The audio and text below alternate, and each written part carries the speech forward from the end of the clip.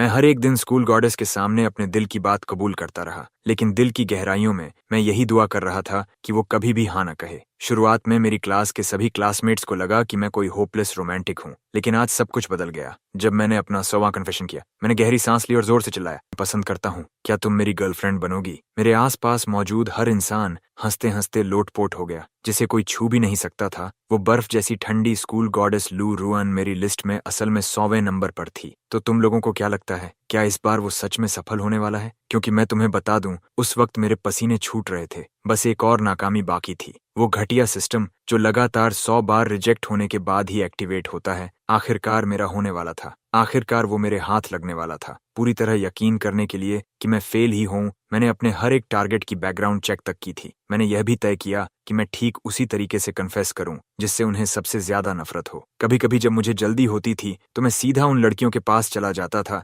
जिनका पहले से बॉयफ्रेंड होता था। नतीजा हमेशा एक जैसा रहता था, सीधा रिजेक्शन और उसके बाद जमकर पिटाई। और आज का टारगेट मेरी आखिरी सेफ्टी नेट था, जिनांग यूनिवर्सिटी की आइस क्वीन लू रुयान, पूरे कैंपस की सबसे मुश्किल लड़की जिसे पटाना लगभग नामुमकिन था। जो भी उसे कन्फेस करता, उसकी ठंडी बर्फ जैसी नजर उसके सारे जज्बे जमा देती। लोगों का कहना था कि या तो उसके अंदर कोई भावना ही नहीं थी या फिर उसे लड़कों में बिल्कुल दिलचस्पी नहीं थी। इसलिए आज मैंने कुछ भी प्रिपेयर करने की जहमत नहीं उठाई। मुझे पूरा यकीन था कि मेरा रिजेक्ट होना तय है। जून के बीच महीने में भी उसके आसपास की हवा बर्फ जैसी ठंडी महसूस हो रही थी। लू रुयान की नजर बिना पलक झपकाए मुझ पर टिकी हुई थी। अगला कौन है? रुको, क्या अगला कौन है? उन आंखों में देखते हुए जो किसी इंसान को वहीं जमा सकती थीं, मैं कांप उठा और हकलाते हुए बोला, ओह, अब कोई अगला नहीं है, तुम ही आखिरी हो। देखो, मेरा नाम वंग फूगी है और मैं कोई मैसोचिस्ट नहीं हूँ। 99 बार रिजेक्ट होने के बाद मेरा दिल इतने टुकड़ों में टूट चुका है कि अब वो QR कोड जैसा दिखता है। अब तो उसे स्कैन भी नहीं किया जा सकता। अब अगला कोई कैसे हो सकता है?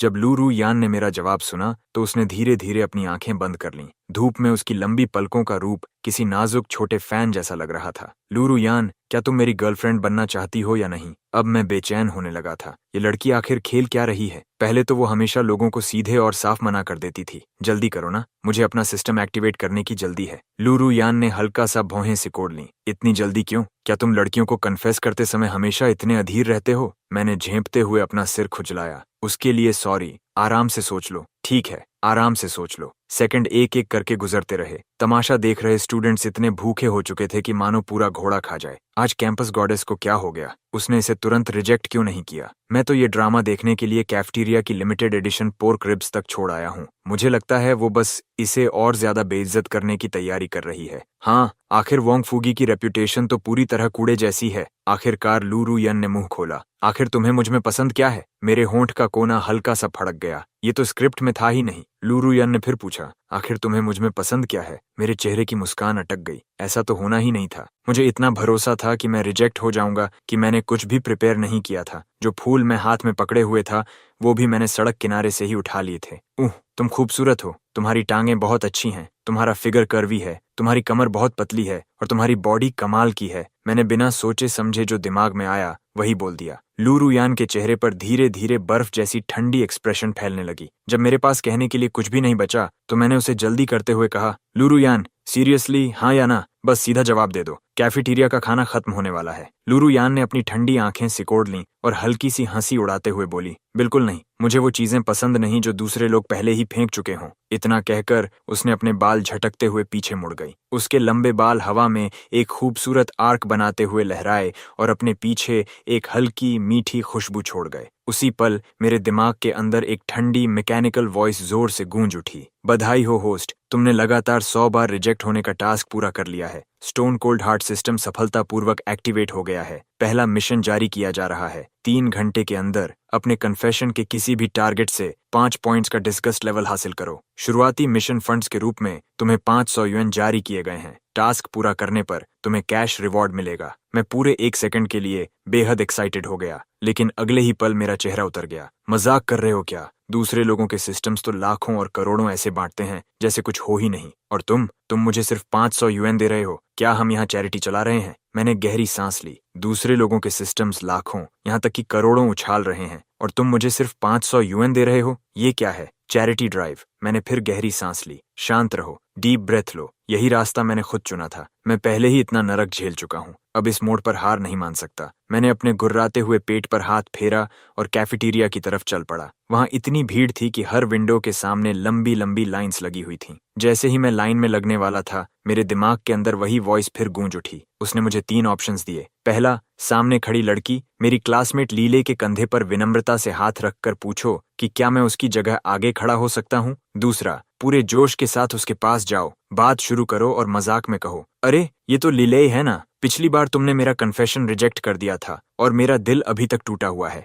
थोड़े से कॉम्पेंसेशन के तौर पर मुझे लाइन में आगे आने देना कोई बड़ी बात तो नहीं है ना। तीसरा, कैफेटेरिया ट्रे से उसके हिप पर मारो, उसके कंधे पर हाथ रखो और उसे घटिया नजर से देखो। मेरे माथे पर तुरंत पसीना आ गया। ये तीसरा ऑप्शन, क्या ये मुझे सीधे जेल भिजवाना चाहता है? मैंने बिना एक पल गंवाए दूसरा ऑप्शन चुन लिया। अरे ये तो लेले है ना। मैंने जबरदस्ती एक फ्रेंडली स्माइल निकाली। हाँ, याद है पिछली बार तुमने मेरा कन्फेशन रिजेक्ट किया था। वो दिल तोड़ देने वाला पल आज भी मेरी यादों में ताज़ा है। थोड़ा कॉम्पेंसेशन देते हुए मुझे लाइन में आगे आने देना कोई ज्यादा बड़ी बात तो नहीं है ना। जैसे ही मैंने ये बात जोर से कही, कैफेटेरिया में मौजूद सभी लोगों की नजरें अचानक उसी पर टिक गईं। वो पहले से ही बहुत शाई थी, इसलिए उसका चेहरा तुरंत लाल हो गया। उसने सिर झुकाकर धीरे से कहा, ओह ठीक है, तुम यहाँ खड़े हो जाओ, मैं पीछे चली जाती हूँ। इतना कहकर वो सचमुच लाइन के आखिर में चली गई। क्लैक क्लैक क्लैक, उसने वाकई अपनी जगह मुझे दे दी। मेरे दिल में अचानक अपराध बोध की एक तेज चुभन उठी। आसपास मौजूद सभी लोग मुझे बेहद दुश्मनी भरी नजरों से घूरने लगे। तभी मेरे दिमाग में फिर वही वॉइस गूंजी, जाइल की हेट्रेड वैल्यू 5 पॉइंट्स बढ़ गई है। बधाई हो होस्ट, तुमने मिशन सफलतापूर्वक पूरा कर लिया है। तुम्हें 500 यूएन का कैश रिवॉर्ड दिया जाता है। शुक्र था कि पिछले लगभग 3 महीनों में मेरी स्किन काफी थिक हो चुकी थी। खाना मिलने के बाद मैं रोस्ट पोर्क, रोस्ट गूस और छोटे चिकन ड्रम स्टिक्स से भरे कई छोटे कंटेनर्स लेकर जी लिले की टेबल पर पहुंचा। सॉरी, अभी जो हुआ वो बस मजाक था। मैंने सारे छोटे बॉक्सेस उसके सामने रख दिए। ओह हाँ, मेरे रूममेट ने मुझसे उसके लिए खाना लाने को कहा था, लेकिन बाद में उसने कहा कि अब उसे नहीं चाहिए, तुम ये सब रख लो। मेरे वहां से चले जाने के बाद जी लिलय ने सावधानी से मेरी पीठ की तरफ देखा, फिर अपनी ट्रे में रखी साधारण वेजिटेबल डिश की तरफ नजर डाली और धीरे से फुसफुसाई, थैंक्स। उसी समय मेरे दिमाग में फिर वही वॉइस गूंज उठी। जाइल की लोथिंग लेवल 10 पॉइंट्स कम हो गई। पहले गॉडेस के साथ सफलतापूर्वक बाइंड हो गए। जाइल लीले, face value 92 points, physique 95 points, personality introverted, हल्की सोशल एंजाइटी, होस्ट के प्रति करंट लोथिंग लेवल 30 पॉइंट्स। मैं अपनी सीट पर बैठ गया। ये सुनकर कि उसकी लोथिंग कम हो गई है, मुझे आखिरकार थोड़ा अच्छा महसूस हुआ और मैं तेजी से खाना खाने लगा। इसी बीच गर्ल्स डॉर्म में लू रुयन की मोटी बेस्ट फ्रेंड जैंग फे एक बड़ा चिकन लेग खाते हुए बड़बड़ाई, तुम्हें पता है वो स्कमबैग वांगफुगी अभी अभी तुमसे लव कन्फेस करके गया और उसके तुरंत बाद कैफेटेरिया में उस छोटी जाइल को इम्प्रेस करने पहुंच गया। उसने उसके लिए इतना सारा अच्छा खाना भी खरीदा। क्या घटिया प्लेयर है और कितना बेकार लूजर। गुस्से में लू रुयान ने अपना लंच बॉक्स एक तरफ धकेल दिया, फिर उसने अपना सिर दोनों बाहों में छिपाते हुए डेस्क पर रख दिया और बोली, तुम लोग खा लो, मुझे भूख नहीं है। जैसे ही मैंने डॉर्म में कदम रखा, किसी ने पीछे से मुझे चोक होल्ड में जकड़ लिया। अगले ही पल मुझे सीधे बेड पर पटक दिया गया। आह आह आह, आराम से। रूममेट्स टंग्यू, संजवान और शाओलू भी तुरंत शामिल हो गए। तीनों ने मिलकर मेरी पूरी तरह से पूछताछ शुरू कर दी। अरे वांगफुगी, तू बड़ा चालाक निकला। लू गॉडेस के पास जाकर कन्फेशन भी कराया और हमें एक शब्द तक नहीं बताया। आज तेरी इस सिंप वाली आदत का अंत करके रहेंगे। तेरा दिमाग खराब हो गया है क्या? अगर कोशिश करनी ही थी तो कम से कम ऐसी लड़की चुनता जिसके यहाँ कहने की थोड़ी बहुत उम्मीद तो होती। पूरे कैंपस में सबसे इम्पॉसिबल लड़की को ही क्यों चुना? वो तीनों मुझे घेर कर लगातार बोलते रहे और आखिरकार मुझसे सहा नहीं गया। मुझे दया की भीख मांगनी पड़ी। मेरी गलती थी गाइज, मेरी गलती थी। तुम लोग मेरे बाप हो, ठीक है, मैं मान गया। ऐसा करते हैं, मैं तुम सबको बढ़िया फीस्ट खिलाता हूँ। अब तो छोड़ दो। तब जाकर उन तीनों ने मुझे छोड़ा। चल ठीक है, आज रात तेरे साथ बाहर चलकर ड्रिंक्स पीते हैं। हमें पता है रिजेक्ट होने के बाद तेरे ईगो को बहुत चोट लगी होगी। हाँ, अगर मन खराब है तो हमसे बात कर लेना। वैसे इंग्लिश डिपार्टमेंट वाली ब्यूटी का अभी अभी अपने बॉयफ्रेंड से ब्रेकअप हुआ है, क्यों ना उसी पर ट्राई मारें। मुझे पता था कि वो लोग सिर्फ मेरी फिक्र कर रहे थे। मेरा दिल थोड़ा गर्माहट से भर गया। टेंशन मत लो गाइज, मैं अब मूव ऑन कर चुका हूँ। आज से मैं वांगफुगी अपने दिल को हमेशा के लिए लॉक कर रहा हूँ। दोपहर की क्लास में जैसे ही मैं रूम के अंदर गया, मेरे दिमाग में वही वॉइस फिर गूंज उठी। न्यू मिशन, 12 घंटे के अंदर इन्नेट चार्म फिजिक वाली गॉडेस जांग शाओयू के अंदर तुम्हारे लिए कुल 20 पॉइंट्स का डिस्गस्ट हासिल करो। मिशन फंड्स के रूप में 1000 यूएन जारी किए गए। Current total mission funds 1500 UN. मैंने मुड़कर उसकी तरफ देखा। उसकी ग्रेसफुल चार्म और वो दिल जीत लेने वाली मुस्कान सच में वो जांग शाओयू ही थी। उसकी सिर्फ एक झलक ही किसी की आत्मा तक को मोहित करने के लिए काफी थी। मुझे अब भी याद था जब मैंने उसे कन्फेस किया था। मैं लगभग उसकी मासूम और मीठी एक्टिंग के जाल में फंस ही गया था, लेकिन आखिर में उसने मुझे रिजेक्ट ही कर दिया था। मैंने सिस्टम से पूछा कि क्या मैं उसके स्टैट्स देख सकता हूँ। अगले ही पल उसकी पूरी प्रोफाइल मेरे दिमाग में उभर आई। Goddess Zhang Shaoyu, looks 99 points, figure 98 points, experience, extensive dating history, inherent trait, body of seduction, पुरुषों को कठपुतली की तरह खेलने में माहिर, होस्ट के प्रति करंट डिस्गस्ट लेवल 50 पॉइंट्स। मैंने भौहें सिकोड़ लीं। सबके अंदर मेरे लिए इतना ज्यादा डिस्गस्ट क्यों है? सिस्टम ने अपनी ठंडी मैकेनिकल वॉइस में जवाब दिया। होस्ट को सलाह दी जाती है कि पहले जिनांग यूनिवर्सिटी में अपनी रेपुटेशन पर एक नजर डालो। अचानक मेरे दिमाग में 3 ऑप्शंस उभर आए। पहला, मुस्कुराकर उससे पूछो कि उसके बगल वाली सीट खाली है या नहीं। दूसरा, उसे बिल्कुल इग्नोर करो, जाकर सीट पर बैठ जाओ और सिर नीचे करके सोने का नाटक करो। तीसरा, उसके पास बेहद क्रीपी अंदाज में जाओ, उसकी कमर में हाथ डालो, उसकी गर्दन के पास झुककर उसकी खुशबू सूंघो और कहो, हे ब्यूटीफुल, मेरे साथ बाहर चलोगी? मैंने आंखें घुमा लीं और बिना किसी हिचकिचाहट के दूसरा ऑप्शन चुन लिया। मैं सीधे जाकर सीट पर बैठ गया और तुरंत मरे हुए इंसान की तरह सिर झुकाकर पड़ा रहा। जांग शाओयू अपनी क्लासमेट्स के साथ बातें करने में व्यस्त थी। अचानक कोई बिना हेलो बोले उसके पास आकर बैठ गया। साफ था कि उसे ये बात पसंद नहीं आई। मैं लगभग महसूस कर सकता था कि उसके अंदर मेरे लिए डिस्गस्ट फिर से बढ़ गया है। मेरे अंदर हल्की सी खुशी दौड़ गई। लगता है मैंने सही ऑप्शन चुना। क्लास बेल बजी। मैं सीधा बैठ गया और उसकी तरफ देखा। जांग शाओयू ने सचमुच मुझे एक चार्मिंग और सेडक्टिव स्माइल दी। ये औरत सच में अलग ही लेवल की थी। कोई और होता तो अब तक मुझसे दूर भाग चुका होता। मैंने उसके दिमाग पर चढ़ने के नए तरीके सोचने शुरू कर दिए। पहले मैंने अपना एल्बो उसकी तरफ वाले डेस्क पर फैला दिया, फिर अपना पैर आगे बढ़ाकर गलती से उसके डिजाइनर शूज पर रगड़ दिया। उसके बाद मैंने जोर से जम्हाई लेने का नाटक किया और मेरा एल्बो जाकर उसके सिर से टकरा गया। फिर मैंने ऐसे दिखाया जैसे मैं स्ट्रेच कर रहा हूं और ऊप्स, मेरा एल्बो फिर से उसके सिर पर लग गया। लेकिन पता चला कि ये औरत शुरू से ही खुद को रोक कर चल रही थी। उसके चेहरे पर अब भी वही रहस्यमयी मुस्कान बनी हुई थी। मैं जितना आगे बढ़ता वो उतना ही पीछे हट जाती। आखिरकार जांग शाओयू ने मुस्कुराते हुए मेरी तरफ देखा और कहा, तुम मेरा अटेंशन चाहते थे? वेल, कंग्रेचुलेशंस, तुम सफल हो गए। लेकिन सच कहूं तो तुम्हारे तरीके बिल्कुल भी चार्मिंग नहीं हैं। मेरे पास कोई दूसरा रास्ता नहीं था, इसलिए मैंने अजीब सा चेहरा बनाकर ऐसा दिखाया जैसे मुझे कुछ समझ ही नहीं आ रहा। ये औरत सचमुच बिल्कुल अलग लेवल की थी। साफ था कि डेटिंग के मामले में वो एक प्रोफेशनल थी। मेरे जैसा वेटरन जिसने हर कन्फेशन में नाकामी झेली है, वो भी उसे बिल्कुल समझ नहीं पा रहा था। नहीं, मैं ऐसे और इंतजार नहीं कर सकता। इस मिशन को पूरा करने के लिए मेरे पास सिर्फ 12 घंटे बचे हैं। हे जंग, क्या तुम आज रात फ्री हो? मैं तुम्हें डिनर पर ले जाना चाहता हूँ। उसने उत्सुकता भरी नजरों से मेरी तरफ देखा। उसके चेहरे पर ऐसा भाव था जैसे वो मुझे पूरी तरह पढ़ चुकी हो। आखिरकार अब और सहा नहीं गया, है ना? लगता है पिछली बार मैंने तुम्हें रिजेक्ट किया था, फिर भी तुमने हार नहीं मानी। ठीक है, आज तुम्हारी कोशिश इतनी बेचारी थी कि मैं तुम पर एक एहसान कर देती हूँ। मैं तुम्हारे साथ डिनर पर चलूंगी। मुझे बिल्कुल उम्मीद नहीं थी कि वो सच में मान जाएगी। ठीक है, तय रहा, बाद में कांटेक्ट करता हूँ। समय आने पर मैं एक महंगे हाई एंड रेस्टोरेंट की बुकिंग करने ही वाला था। आखिर मेरे पास पूरे 10,000 UN थे। लेकिन तभी सिस्टम का नोटिफिकेशन आ गया। उसमें लिखा था कि डिस्गस्ट मिशन पूरा करते समय मैं सिर्फ मिशन फंड्स ही खर्च कर सकता हूँ। मैं वहीं रुक गया। क्यों? सिस्टम ने जवाब दिया, होस्ट को फिर से सिंप या बिना दिमाग वाला बिग स्पेंडर बनने से रोकने के लिए। मैंने कुछ पल सोचा। बात में वाकई थोड़ा लॉजिक था। मैंने अपनी ठुड्डी सहलाई। लगता है डिनर प्लान दोबारा सोचना पड़ेगा। शाम के 7:30 बजे जांग शाओयू वहां पहुंच गई। उसने डीली व्हाइट टी-शर्ट पहन रखी थी जो बार बार एक कंधे से फिसल रही थी, और डेनिम शॉर्ट्स उसकी लंबी चमकदार टांगों को और भी उभार रहे थे। ये औरत सचमुच एक टेम्पट्रेस थी। इतनी देर क्यों लगा दी? किसी लेडी को इतना इंतजार करवाते हैं क्या? उसने आधे मजाक और आधी नाराजगी के साथ कहा। सॉरी, मैंने जवाब दिया। बस अपने रूममेट्स को लेने गया था। क्या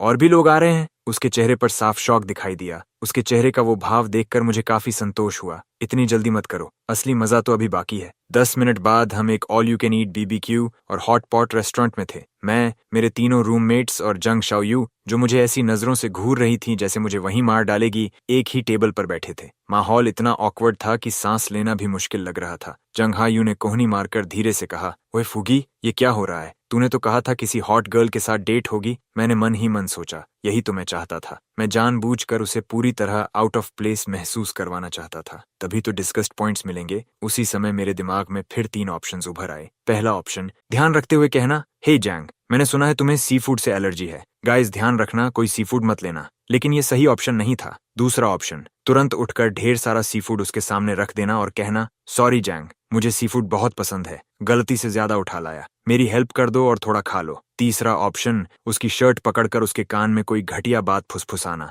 मैंने आंखें घुमाई। जाहिर है मैं दूसरा ऑप्शन ही चुनने वाला था। मैंने सबको खाना लेने का इशारा किया। सी अर्चिन्स, फ्रेश ऑयस्टर्स, क्रॉफिश। हम सी फूड से भरी एक बड़ी प्लेट लेकर लौटे और मैंने उसे सीधे जांग शाओयू के सामने रख दिया। सॉरी जैंग, सच में माफ करना। मुझे सी फूड का बहुत शौक है और गलती से बहुत ज्यादा उठा लाया। जरा मेरी हेल्प कर दो और थोड़ा खा लो। वो एकदम चुप रह गई। तभी मेरे दिमाग में सिस्टम की आवाज गूंजी, क्या तुम इससे भी ज्यादा बेहुदा हो सकते हो? गुस्से की एक लहर मेरे सिर तक चढ़ गई। मैं लगभग अपनी चॉपस्टिक्स तोड़ ही देता। जांग शाओयू पूरे समय सिर झुकाए बैठी रही। उसने एक निवाला तक नहीं खाया। वो अपना पेट भी पकड़े हुए थी। मैंने ये देखा तो मेरे अंदर हल्का सा अपराध बोध जाग गया। आखिर मुझे पता था कि उसे सी फूड से एलर्जी है, फिर भी मैंने ऐसा किया। मैंने एक कप गर्म पानी मंगवाया और उसके हाथ में दे दिया। उसने कप लिया और बहुत धीमी आवाज में कहा, थैंक यू। मुझे लगता है अब मुझे कैंपस वापस जाना चाहिए। क्या तुम मुझे छोड़ दोगे? मैंने हल्का सा सिर हिला दिया। मेरे रूममेट्स अपनी नजरों से मुझे चीयर कर रहे थे, जबकि मैं उसे राइड शेयर कार से उतरने में सहारा दे रहा था। पूरे रास्ते हम दोनों के बीच एक शब्द तक नहीं बोला गया।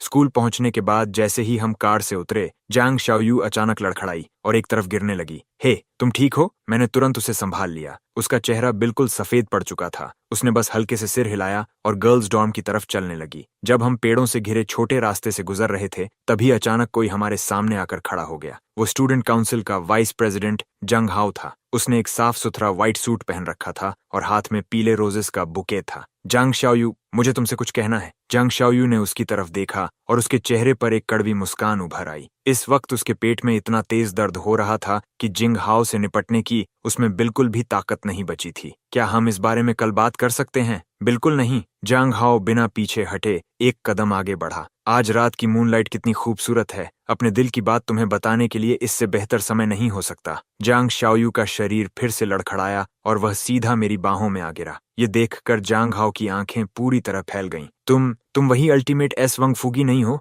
हमारा कैंपस गॉडेस से तुम्हारा क्या रिश्ता है? मैंने होंठ सिकोड़ लिए। Ultimate S? रहने भी दो। कम से कम मुझे हार्टलेस प्लेबॉय तो कहो। ठीक है, सॉरी सीनियर जांग। मैंने जांग शाओयू को अपने और करीब खींच लिया। इस पर तो मैंने पहले ही क्लेम कर लिया है। तुम किसी और को ढूंढ लो। नहीं। जांग हाओ ऐसा लग रहा था जैसे उस पर बिजली गिर गई हो। उसने बुके जमीन पर गिरा दिया और दर्द से चीखते हुए दूर भाग गया। मैंने उसकी तरफ बिल्कुल ध्यान नहीं दिया। जांग शाओयू का चेहरा हर सेकंड और खराब होता जा रहा था, इसलिए मैं तुरंत उसे सहारा देकर गर्ल्स डॉर्म के एंट्रेंस तक ले गया। रास्ते से गुजर रही एक फीमेल स्टूडेंट से मैंने जांग शाओयू को उसके रूम तक पहुंचाने की मदद मांगी। जब मैंने उन्हें उसे अंदर ले जाते देखा, तब जाकर मैंने राहत की सांस ली। किसी को खाना खिलाने ले जाना लगभग एक डिजास्टर बन गया था, लेकिन कम से कम मिशन तो सफल हो गया। आधे घंटे बाद मैं brown sugar ginger tea, plain rice porridge, कुछ हीटिंग पैड्स और कुछ basic over the counter medicine खरीद कर लाया। मैंने डॉर्म मैनेजर से बहुत विनती की और उनसे कहा कि ये सब जांग शाओयू के डॉर्म रूम तक पहुंचा दें।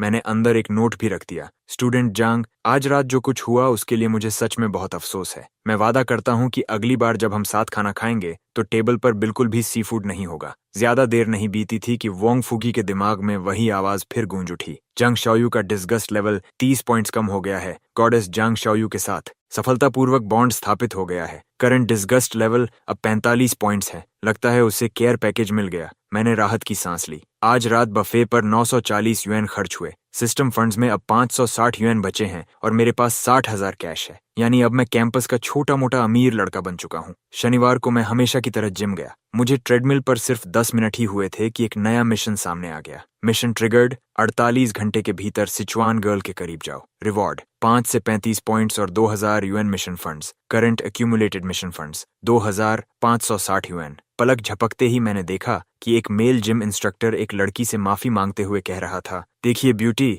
हम यहाँ सेल्फ डिफेंस नहीं सिखाते और जो पेमेंट आप दे रही हैं, चलिए बस इतना कह देता हूँ कि वो काफी नहीं है। वह लड़की श्वानलिंग थी, सिचुआन की एक बिल्कुल फायर क्रैकर जैसी लड़की। उसकी हाइट ज्यादा नहीं थी, लेकिन उसकी टांगों को देखकर लगता था कि उनमें जबरदस्त ताकत भरी हुई है। मैं उसके पास गया और बोला, हे जूनियर, हेलो, क्या तुम्हें किसी चीज में मदद चाहिए? श्वानलिंग ने अपनी तीखी नजरों से मुझे ऊपर से नीचे तक देखा और तुनकते हुए बोली, अच्छी कोशिश है जर्क, मुझ पर लाइन मारने की कोशिश मत करो। ज्यादा कोशिश की तो तुम्हें यहीं नॉकआउट कर दूंगी। मेरी आंख फड़क गई। लगता है ये मिशन बिल्कुल भी आसान नहीं होने वाला। जूनियर, तुम गलत समझ रही हो। मैं भी जिंक यूनिवर्सिटी का स्टूडेंट हूँ। मैं पहले भी तुमसे अपने दिल की बात कह चुका हूँ। वह कुछ देर तक मुझे घूरती रही, फिर अचानक ताली बजाई। ओह, अब याद आया, तुम वही टोटल प्ले बॉय स्कमबैग हो। मैंने सुना है कि तुम 100 से भी ज्यादा लड़कियों को कन्फेस कर चुके हो और हर बार रिजेक्ट हुए हो। क्या ये सच है? ऐसा लगा जैसे किसी ने सीधे मेरे दिल में छुरा घोंप दिया हो। जल्दी से बात बदलनी पड़ेगी। तो क्या तुम सेल्फ डिफेंस सीखना चाहती हो? वह तुरंत मायूस होकर बोली। हाँ,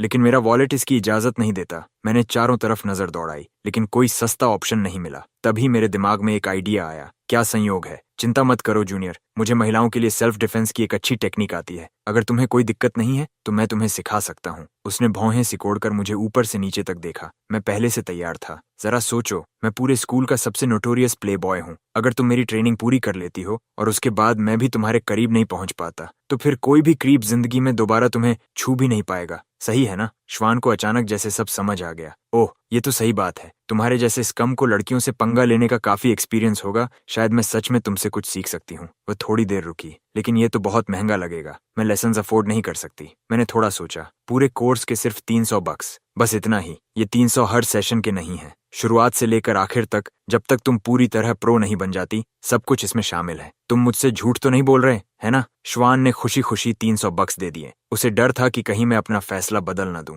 मैंने उससे कहा, एक सेकंड रुको। मैं मुड़ा और फ्रंट डेस्क की तरफ चला गया। प्राइवेट रूम का कितना लगेगा? एक सेशन के 200, पूरे हफ्ते के 1000। अगर सिर्फ 2888 में प्लेटिनम कार्ड अपग्रेड कर लें तो एक महीने की फ्री एक्सेस भी मिल जाएगी। मैंने अपना कार्ड निकाला और सिस्टम अपग्रेड कर दिया। मेरे बैलेंस से तुरंत 2888 यूएन गायब हो गए। अब मेरे पास 472 यूएन बचे थे। काम खत्म करके मैं वापस आया तो श्वान ने राहत की सांस ली। मुझे लगा तुम मेरे पैसे लेकर भाग गए। मैंने आंखें घुमा दी। तुम्हारे 300 बक्स तो अभी मैंने जितना खर्च किया है उसके सामने एक बूंद के बराबर भी नहीं है। चलो प्रैक्टिस के लिए प्राइवेट रूम चलते हैं, या फिर यहीं बाहर रहकर सबके सामने मंकी की तरह घूरे जाना चाहती हो? श्वान तुरंत मेरे पीछे पीछे चल दी। ट्रेनिंग शुरू हुई। मेरे दिमाग में मौजूद professional self defence guide for women के हिसाब से मैं उसे स्टेप बाय स्टेप सिखाने लगा। जब कोई अटैकर पीछे से तुम्हारी गर्दन पकड़ ले तो सिर्फ ताकत लगाकर छुड़ाने की कोशिश मत करना। तुम्हें अपने शरीर की फ्लेक्सिबिलिटी का इस्तेमाल करते हुए उसकी कमर पर जोरदार एल्बो स्ट्राइक मारनी होगी।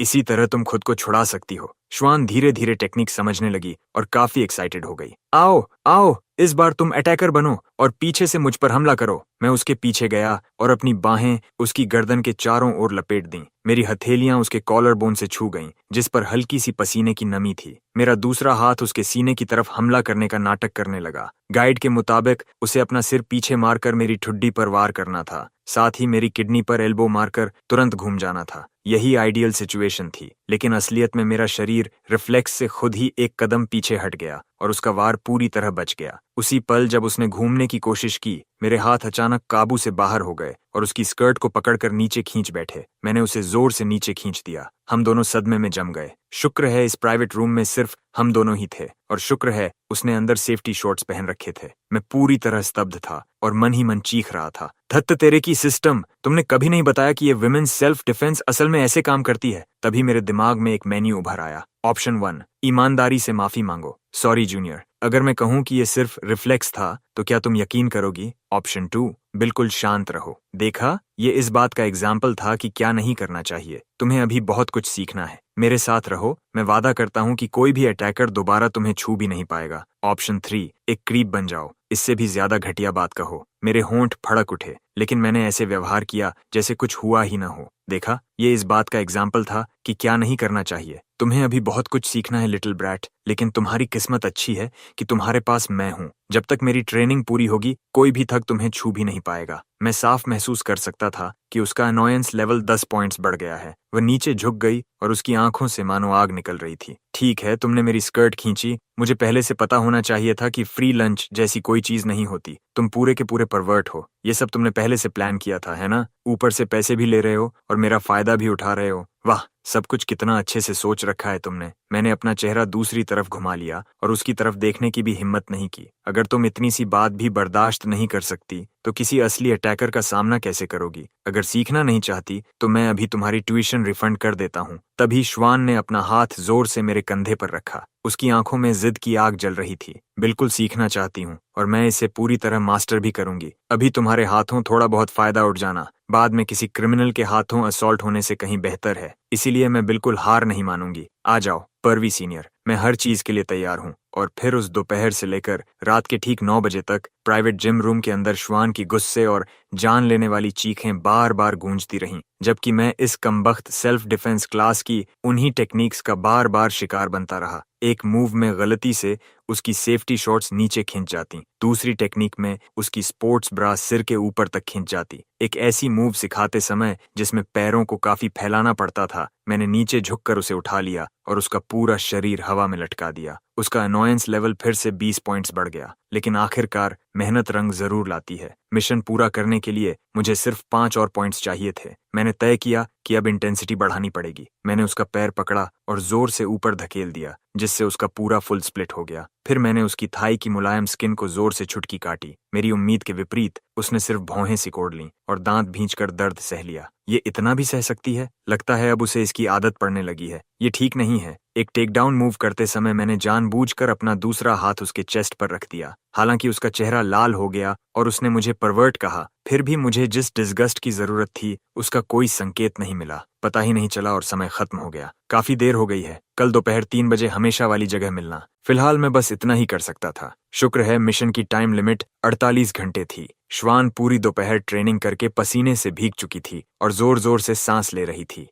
तुम बड़े परवर्ट हो, बस इंतजार करो, मैं ये जरूर सीखूंगी। उसने गाल फुलाए, अपने कपड़े उठाए और चली गई। वापस आते समय मैंने यूं ही एक आइसक्रीम बार खरीद ली, लेकिन जैसे ही रैपर खोला आइसक्रीम सीधे जमीन पर गिर गई। मैं फर्श पर पिघलती हुई उस आइसक्रीम को घूरता रह गया और ऐसा लगा जैसे उसके साथ मेरा दिल भी पिघल गया हो। मैंने अभी तक एक भी बाइट नहीं ली थी। जैसे ही खाने वाला था, हाथ फिसल गया और आइसक्रीम धप्प से जमीन पर जा गिरी। मेरा दिल धक से रह गया। मैंने सिर घुमाया और जिलेले की नजरों से नजर मिली। उसकी आंखें बर्फ जैसी ठंडी थीं। मैं साफ महसूस कर सकता था कि मेरे लिए उसकी नजर और भी ठंडी हो गई थी। शायद उसे लगा कि मैं खाना बर्बाद करने वाला इंसान हूँ। तो बात ऐसी है, ये लड़की बिल्कुल मिनिमलिस्ट है और बेकार की बर्बादी से नफरत करती है। तभी सड़क किनारे से एक छोटा सा काला बिल्ली का बच्चा दौड़ कर आया, गिरी हुई आइसक्रीम के पास बैठ गया और उसे धीरे धीरे चाटने लगा। जब मैंने फिर से येलेले की तरफ देखा तो उसके चेहरे की बर्फ जैसी सख्ती थोड़ी नरम पड़ चुकी थी। तभी मेरे दिमाग में एक ख्याल कौंधा, तो ये तरीका भी काम करता है। अब तो ये काफी आसान होने वाला है।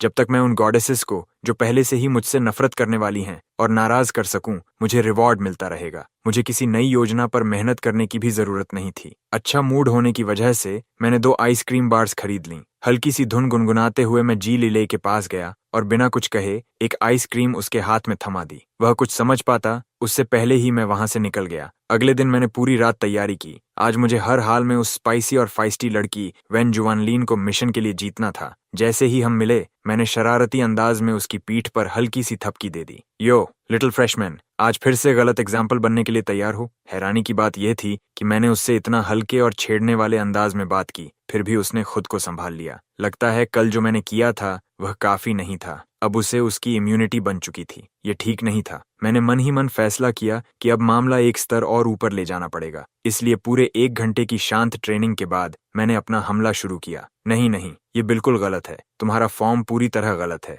उसने भौहें सिकोड़ लीं। क्या? आपने ही तो ऐसे सिखाया था। मैं आगे बोला। देखो, अगर कोई दूसरी लड़की अभी यही मूव करती तो बिल्कुल ठीक होता, लेकिन तुम अलग हो। उसने पूछा। मैं कैसे अलग हूँ? तुम्हारा चेस्ट, वो तो बहुत छोटा है। मैं महसूस कर सकता था कि उसकी आंखों में जलती हुई आग और भड़क गई। बस, अब बात बन रही है। आखिरकार असर हो रहा है। मैंने मौका देखकर बात आगे बढ़ाई। सच कहूं तो तुम्हें इसकी इतनी चिंता करने की भी जरूरत नहीं है। तुम तो बिल्कुल रनवे जितनी फ्लैट हो। वैसे भी मुझे नहीं लगता कोई अटैकर वहां कुछ पकड़ भी पाएगा। उसकी मुट्ठियां कस कर भींच गईं। वैसे तुम थोड़ा पपाया मिल्क क्यों नहीं पीती? सुना है उससे फायदा होता है। उसकी सांसें तेज होने लगीं। ओह हाँ, एक और तरीका भी है उन्हें बड़ा करने का। एक बॉयफ्रेंड बना लो, फिर उससे मदद ले लेना। उसकी कनपटी पर नस उभर आई। असल में लिटिल जूनियर, तुम्हारे फ्लैट चेस्ट से ज्यादा मुझे तुम्हारा बैक साइड पसंद है। शायद उसका फील ज्यादा अच्छा होगा। जैसे ही ये शब्द मेरे मुंह से निकले, मुझे समझ आ गया कि वह अपनी आखिरी सीमा तक पहुंच चुकी थी। और ठीक उसी पल मुझे महसूस हुआ कि जानकारी का एक जबरदस्त सैलाब मेरे दिमाग में उमड़ पड़ा।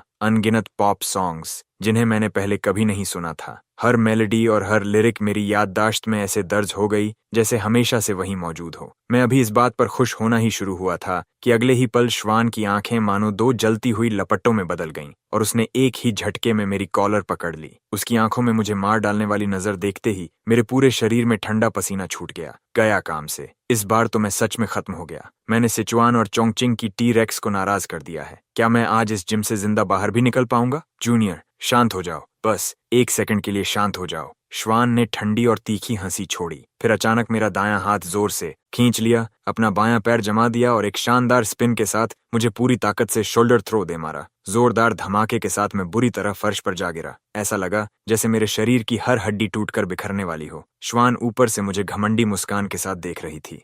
अब काफी अच्छा लग रहा है, तो बताइए सीनियर, मेरी टेक्निक अब काफी अच्छी हो गई है ना? मैं गया। इस बार तो सच में खत्म हो गया। जिंक यूनिवर्सिटी के सभी लड़कों से मैं दिल से माफी मांगता हूँ। मैंने अपने हाथों से एक फीमेल टी-रेक्स को ट्रेन करके दुनिया में छोड़ दिया है। ट्रेनिंग खत्म हो गई। मैं कहने ही वाला था कि हमारी लेसन्स अब पूरी हो गई हैं, लेकिन उसने मुझे बोलने का मौका ही नहीं दिया। अगले सैटरडे दोपहर 3 बजे, लेट मत होना, तुम पूरे के पूरे परवर्ट। मैं अपनी दर्द करती कमर पकड़कर लंगड़ाता हुआ डॉर्म वापस लौटा। तंगा मेरे पास आया और मेरी पीठ पर जोर से थप्पड़ मार दिया। आह यार, मारना है क्या? क्या हुआ? कब से इतने नाजुक हो गए? सन X1 हंसते हुए बोला। रिच किड, तुम टेम्पट्रेस बनने का रोल कुछ ज्यादा ही सीरियसली नहीं निभा रहे। जरा बताओ तो, कहीं तुम और जेंग शावो होटल में कुछ ज्यादा ही बिजी तो नहीं थे? दफा हो जाओ, बेकार की बातें मत बनाओ। मैं बस गिर गया था। तीनों रूममेट्स ने एक दूसरे की तरफ देखा और फिर एक साथ छेड़ते हुए बोले, ओह बस गिर गए थे, है ना? मैंने आंखें बड़ी कर लीं। मैं सच में गिरा था। तुम लोग यकीन क्यों नहीं कर रहे? तीनों ने बस मुझे ऐसी नजर से देखा जिसमें सब कुछ लिखा हुआ था। तभी शालू अचानक बोला, फुगू, क्या तुम आज जिम में किसी फ्रेशमैन पर लाइन मारने गए थे?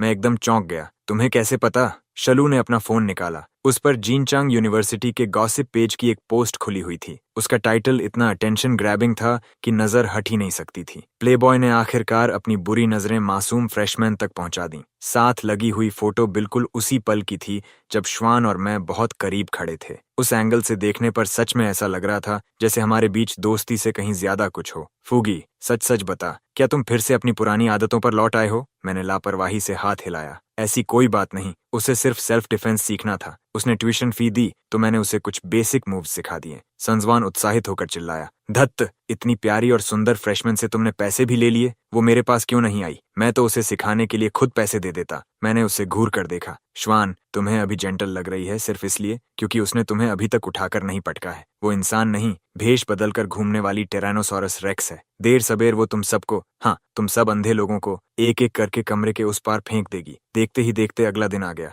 मैंने एक रैंडम म्यूजिक इलेक्टिव चुन लिया था। सोच रहा था कि पीछे वाली रो में बैठकर थोड़ी नींद पूरी कर लूंगा, लेकिन अचानक पूरे क्लासरूम में हलचल मच गई। मैंने सिर उठाकर देखा और मेरा मुंह खुला का खुला रह गया। लियू रुआन और जंग शाओयू, कैंपस की दो सबसे बड़ी गॉडेसेस, सच में साथ साथ अंदर आई थीं। और उससे भी ज्यादा हैरानी की बात यह थी कि जंग शाओयू कान से कान तक मुस्कुरा रही थी। लू रुयुन का हाथ पकड़े हुए सीधे उसी खाली रो की तरफ चली आ रही थी जहां मैं बैठा था। एक्सक्यूज मी, यहाँ कोई बैठा है? मैंने मुस्कुराती हुई जांग शाओयू को देखा, फिर बर्फ जैसी शांत लू रुयन की तरफ देखा और कुछ पल के लिए पूरी तरह चकरा गया। नहीं, बैठ जाइए। शाओ, तुम अंदर बैठो। जांग शाओ ने लू रुयन को हल्का सा धक्का देकर मेरे बिल्कुल बगल वाली सीट पर बैठा दिया। उसका आधा शरीर मेरी तरफ झुक गया और उसकी हल्की सी मीठी खुशबू सीधे मेरी नाक तक पहुंच गई। लू रुयन ऐसे उछलकर पीछे हटी जैसे उसे बिजली का झटका लगा हो, फिर जल्दी से सीधी होकर बैठ गई। उसने मुझे ठंडी नजर से घूरते हुए कहा, क्या देख रहे हो? किसने कहा था कि इतनी जगह घेर कर बैठो? मेरी आंख फड़क गई। सीरियसली, पूरी रो में सिर्फ मैं अकेला बैठा था।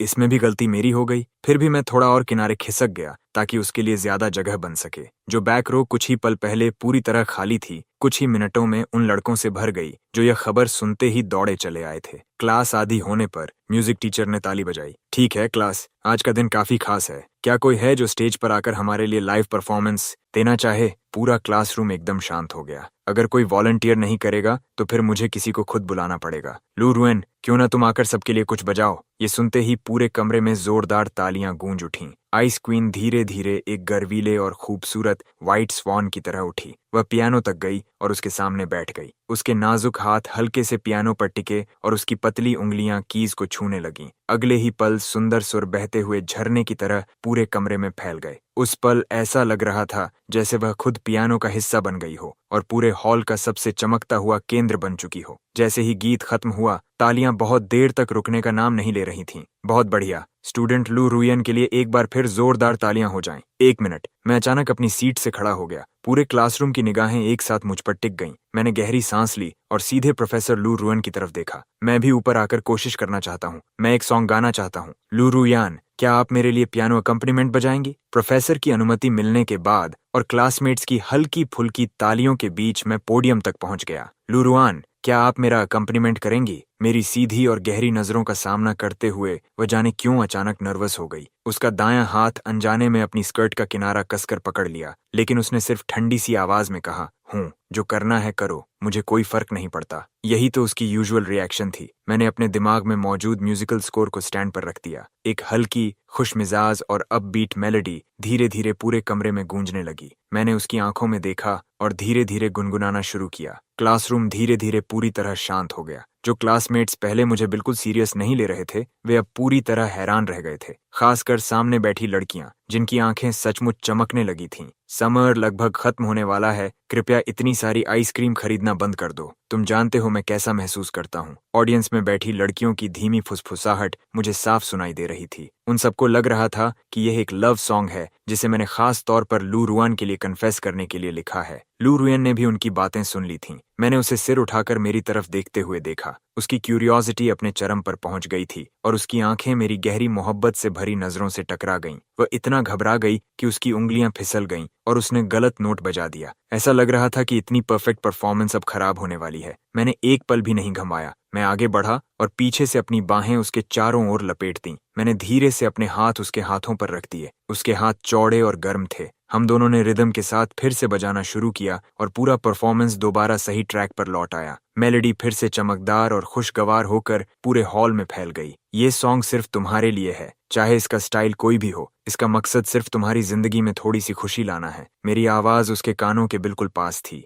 मेरी सांसों की गर्माहट उसके गाल और कान की लौ को हल्के से छू रही थी। हम दोनों की साथ बजाई हुई मेलोडी पहले से भी ज्यादा दिल को छू लेने वाली लग रही थी। तुम्हारे लिए मैंने कितनी रातें बिना सोए बिताई हैं। तुम्हारे लिए मैं पूरी दुनिया तक छोड़ सकता हूँ, क्यों नहीं? लेट समर की ठंडक में भी एक हल्की सी गर्माहट होती है। बदलते मौसम रंगों से पूरी दुनिया को रंग देते हैं। जैसे ही सॉन्ग खत्म हुआ, पूरा क्लासरूम कान फाड़ देने वाली तालियों से गूंज उठा। इस बार की तालियां पहले से कम 10 गुना ज्यादा जोरदार थीं। मैंने धीरे धीरे उसके हाथ छोड़ दिए। जैसे ही मैंने हल्का सा सिर घुमाया, मैं खुद को लू रुइन के बिल्कुल सामने पाया। हमारे बीच 1 सेंटीमीटर से भी कम दूरी थी। ऐसा लग रहा था कि बस हल्की सी हरकत हुई और दोनों के होंठ टकरा जाएंगे। लू इयन का दिमाग एक पल के लिए पूरी तरह खाली हो गया। उसके गाल उबलती भाप की तरह लाल हो गए। अगले ही पल वहां मौजूद सभी लोगों की हैरान नजरों के सामने उसने पूरी ताकत से मुझे धक्का दे दिया। मैं बिल्कुल तैयार नहीं था। लड़खड़ाकर पीछे गिरा और मेरी कमर सामने वाली डेस्क के कोने से जोर से टकरा गई। मेरी बेचारी कमर पर एक और जबरदस्त चोट पड़ गई। फिर वह लाल चेहरे के साथ ऐसे क्लासरूम से भागी जैसे जान बचाकर भाग रही हो। पूरा कमरा सदमे में डूब गया। म्यूजिक टीचर सहित हर कोई मुंह खोले वहीं खड़ा रह गया। मैं अपनी दर्द करती कमर पकड़कर पहले से भी ज्यादा उलझन में था। अभी हुआ क्या? उसने मुझे इतनी साफ नफरत के साथ धक्का दिया। फिर भी मुझे ऐसा क्यों नहीं लग रहा कि मैं और ताकतवर हुआ हूँ? क्या ऐसा हो सकता है कि उसकी मेरे लिए नफरत पहले ही अपनी मैक्सिमम लिमिट पर पहुंच चुकी हो, यानी वह पूरी तरह मैक्स हो गई हो और अब उससे ज्यादा बढ़ ही नहीं सकती? जरूर यही बात है। लगता है अब मुझे सबसे पहले किसी तरह उसके फेवरेबिलिटी को बढ़ाने का तरीका ढूंढना पड़ेगा। तभी आखिरकार घंटी बज गई, जो इस बात का संकेत थी कि क्लास खत्म हो चुकी है। अगले ही पल लड़कियों की भीड़ ने मुझे चारों तरफ से घेर लिया। अरे वांग फुगी, तुमने अभी जो गाना गाया वो इतना अच्छा था। क्या तुमने उसे खुद लिखा है? फुगी, हमें बताओ, आखिर लू रुइन के साथ तुम्हारा रिश्ता क्या है? इतने सारे सवाल एक साथ सुनकर मेरा सिर बुरी तरह दर्द करने लगा। तभी अचानक मुझे महसूस हुआ कि पूरे शरीर में गर्माहट की एक लहर दौड़ गई। मेरी कमर का निचला हिस्सा, जो कुछ देर पहले तक दर्द कर रहा था, पूरी तरह ठीक हो गया। दर्द ऐसे गायब हो गया जैसे कभी था ही नहीं। मुझे लगा कि मेरा पूरा शरीर ताकत से भर गया है। अजीब है, मैं जैसे ही डॉर्म वापस आता हूँ, फिर कौन मुझसे नफरत करने लगता है। तंगहायू और सुनजवान ने अपनी पूरी ताकत लगा दी। सचमुच उन्होंने मुझे बेड पर दबाकर रखने के लिए जी जान लगा दी। फुगे, आखिर तुम अचानक इतने ताकतवर कैसे हो गए? वो सब छोड़ो, पहले सच सच बताओ, तुमने गाने लिखना कब सीख लिया? इतने लंबे समय तक हमसे ये बात कैसे छिपाई? आखिरकार मैं उनकी पकड़ से खुद को छुड़ाने में कामयाब हो गया। हाँफते हुए मैंने वहीं खड़े खड़े एक कहानी गढ़नी शुरू कर दी। देखो दोस्तों, मैं हर एक दिन अपने प्यार का इजहार करता रहा और हर बार रिजेक्ट होता रहा। मैंने हर तरह की कड़वाहट और हार्ट ब्रेक झेला है। फिर पता नहीं कैसे अचानक मुझे एक एपिफनी हुआ। मैंने प्यार को बिल्कुल नए नजरिए से देखना शुरू किया। बस वहीं से मैंने गाने लिखने शुरू कर दिए। दोनों ने मेरी तरफ पूरी तरह अविश्वास से देखा। मुझे उन्हें और समझाने की कोई परवाह नहीं थी। संजवान ने फिर पूछा, रुको, तुम फिर से लोगों के सामने कन्फेशन क्यों कर रहे हो? हमने तो तय किया था कि तुम ये सब छोड़ चुके हो। मैंने एक पल सोचा, फिर पूरी ईमानदारी और दृढ़ विश्वास के साथ कहा, इस बार मैं किसी और के पीछे नहीं गया हूँ। मैं सच में लू रुयान को सीरियस तरीके से परस्यू कर रहा हूँ। इससे साबित होता है कि मैं एक लॉयल आदमी हूँ। उसने मुझे दूर धकेल दिया, लेकिन वो सिर्फ मेरी परीक्षा थी। मुझे पूरा यकीन है कि अगर मैं इसी तरह कोशिश करता रहा तो एक दिन मैं उसका दिल जरूर जीत लूंगा। भले ही दोनों मुझे पूरी नफरत भरी नजरों से देख रहे थे, फिर भी उन्होंने मुझे थम्स अप दे दिया। कुछ दिन बाद मैंने लू रुइन के लिए जो गाना गाया था, व्हाई नॉट, वो स्कूल फोरम पर वायरल हो गया। इससे एक टोटल प्लेबॉय के रूप में मेरी रेप्यूटेशन भी काफी बेहतर हो गई। ये बिल्कुल भी अच्छी बात नहीं थी। अगर डिस्कशन पॉइंट्स ही खत्म हो गए तो मेरा सिस्टम पूरी तरह बेकार नहीं हो जाएगा। लेकिन 2 दिन बाद हालात बदल गए। सीन बदल गया। गुस्से से भरा टंगा यू अपना फोन सीधे मेरे चेहरे के सामने ले आया। स्क्रीन पर कुछ नए हिट पीस आर्टिकल्स खुले हुए थे। फुगाए, ये देखो, ये पूरी तरह बदनामी फैलाने वाली बात है। भगवान के लिए इसे देखो फूजी, ये बिल्कुल झूठा इल्जाम है। धत्त तेरे की, कैसी प्लेजरिज्म। प्लेबॉय ने अपनी एक्स गर्लफ्रेंड को अबॉर्शन करवाने पर मजबूर किया। ये छोटे बदमाश साफ तौर पर तुम्हें निशाना बना रहे हैं। सुनजावन भी वहीं बैठा था। वो पागलों की तरह टाइपिंग कर रहा था और कमेंट्स में लोगों के साथ जबरदस्त फ्लेम वॉर छेड़े हुए था। वो ट्रोल्स को इतना रोस्ट करना चाहता था कि वो जवाब देने लायक भी न रहे। उसे पूरा यकीन था कि उसे अपने भाई के लिए इंसाफ दिलाना ही होगा। मैंने बस एक नज़र उन पोस्ट्स पर डाली, लेकिन अंदर ही अंदर मैं बेहद खुश था। पहली नज़र में ही ये पोस्ट्स पूरी तरह फेक लग रहे थे। उन्हें सपोर्ट करने के लिए एक भी स्क्रीनशॉट तक नहीं था। फिर भी वो उम्मीद से कहीं ज्यादा तेजी से फैल रहे थे। जो भी ये बड़ी मेरी मदद कर रहा है, उसने सच में मुझे बड़ी मुसीबत से निकाल दिया। मैंने दोनों के कंधों पर हाथ रखा, पूरी तरह बेपरवाह होने का नाटक करते हुए बस हंसकर बोला, इनकी बिल्कुल परवाह मत करो, सच अपने आप सामने आ जाएगा। वैसे भी मेरी रेप्यूटेशन पहले से ही मिट्टी में मिली हुई है। कहते हैं ना, मरा हुआ सुअर कसाई से नहीं डरता। शुक्रवार की रात थी, ठीक 9 बजे। मैं बोर होकर गेम खेल रहा था कि तभी अचानक मेरे दिमाग में एक डिंग की आवाज गूंज गई। अचानक एक ख्याल आया कि श्वान की मेरे प्रति डिस्गस्ट लेवल 30 पॉइंट्स कम हो गई है। इस छोटी फ्रेशमैन को आखिर हुआ क्या है? उसी के तुरंत बाद मेरा फोन बज उठा। कॉलर आईडी पर लिखा था टी रेक्स लिटिल फ्रेशमैन। ये निकनेम मैंने खुद उसे दिया था। हेलो, अरे तुम बड़े परवर्ट, क्या कर रहे हो? अभी तुरंत यहाँ आओ, तुम्हारी ये सिस्टर तुम्हें हॉट पॉट खिलाने वाली है। दूसरी तरफ से श्वान की आवाज बेहद उत्साहित और खुश सुनाई दे रही थी। साफ लग रहा था कि उसका मूड आज बहुत अच्छा है। 10 मिनट बाद मैं स्कूल गेट पर उससे मिला। मानना पड़ेगा,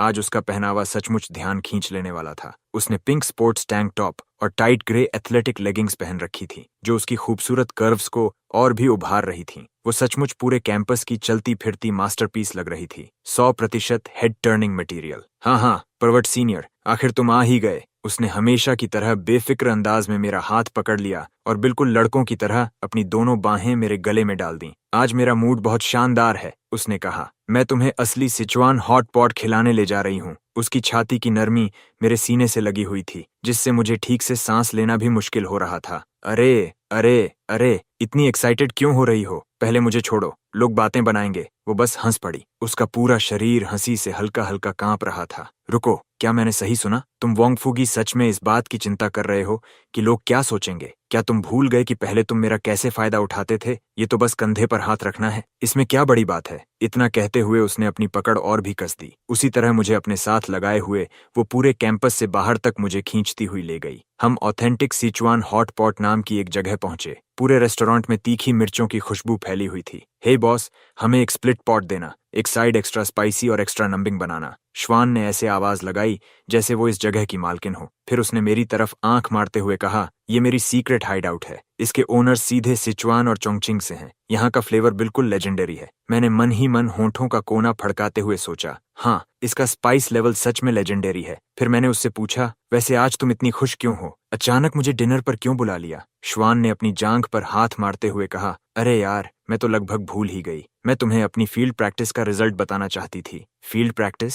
मैं पूरी तरह कंफ्यूज्ड हो गया। हाँ, मेरे पार्ट टाइम जॉब पर 2 लड़के हमेशा मुझे गंदी नजरों से देखते रहते थे, डर्टी जोक्स सुनाते थे और मौका मिलते ही हाथ लगाने की कोशिश करते थे। उसने चिली ऑयल में डूबा हुआ ट्राइप उठाया और पूरे आनंद के साथ उसे मुंह में डाल लिया। आज रात तो उन दोनों की हिम्मत देखो, वो मुझे फॉलो करते हुए घर तक आ गए और पीछे से दबोचने की कोशिश करने लगे। फिर मैंने दोनों को शोल्डर थ्रो मार दिया। श्वान जितना बोलती गई उतनी ही ज्यादा एक्साइटेड होती गई। उसका छोटा सा चेहरा खुशी से लाल हो गया था और हाथों से इशारे करते हुए वो देखने लायक लग रही थी। फिर उसने हंसते हुए मेरे हाथ पर हल्का सा मुक्का मारा। हाँ हाँ, इसके लिए मुझे सच में तुम्हारा धन्यवाद करना चाहिए, तुम परवी सीनियर। नहीं तो मैं अब भी चुपचाप सब सहती रहती। मैंने मुस्कुराते हुए सिर हिला दिया। वो जगह सुरक्षित नहीं है, तुम्हें कोई दूसरा पार्ट टाइम जॉब ढूंढ लेना चाहिए। हाँ शायद, मैं भी यही सोच रही थी। उसने चॉपस्टिक्स से डक ब्लड का एक और टुकड़ा उठाया। वैसे सीनियर, आप खा क्यों नहीं रहे? मैंने क्लियर ब्रॉथ खास आपके लिए ऑर्डर किया है। अगर आपको स्पाइसी नहीं पसंद तो इस साइड से खाइए।